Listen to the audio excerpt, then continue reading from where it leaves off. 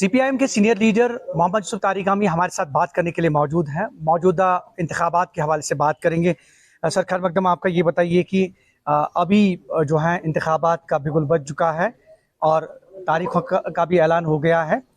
इस हवाले से आपकी पार्टी की स्ट्रैटेजी क्या है और आने वाले वक्त में क्या आपकी पार्टी जो है पूरे जम्मू कश्मीर के अंदर इंतखाब लड़ेगी?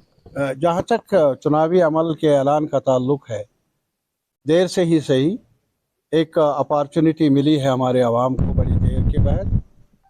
इसका सही इस्तेमाल किया जाना चाहिए और मेरी राय में, सीपीएम की राय में ख़ास तौर पर चैलेंजेस बहुत ज़्यादा संगीन हैं।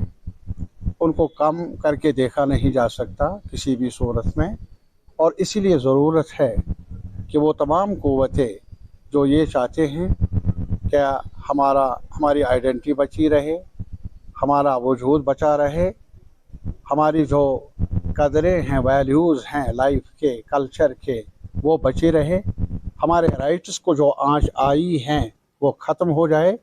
जम्मू के आवाम, कश्मीर के आवाम मिलकर, सारी पार्टियां जो भी इस राय के हों, क्या फ्यूचर सेकुलर बुनियादों पर रहे, मेल जोल से रहे और बेटर ज़िंदगी के मौके मिले हमारे आवाम को।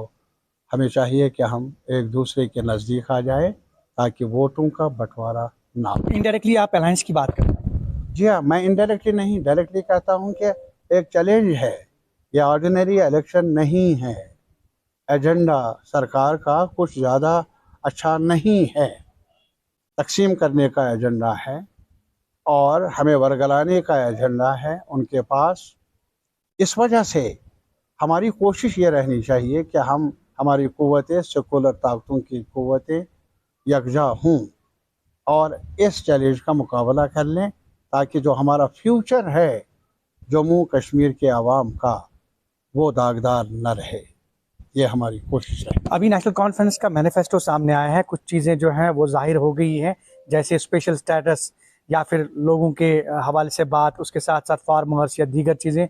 इस मैनिफेस्टो को आप कैसे देखती हैं? मैंने अभी देखा नहीं, लेकिन फिर भी जो आपने अभी जिक्र किया वो अच्छी बातें कही है उन्होंने, ये उनकी पार्टी की रवायत भी रही है।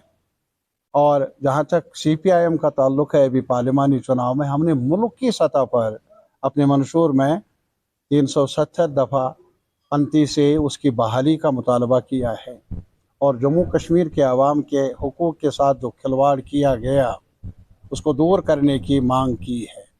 हम आज भी वो दोहराते हैं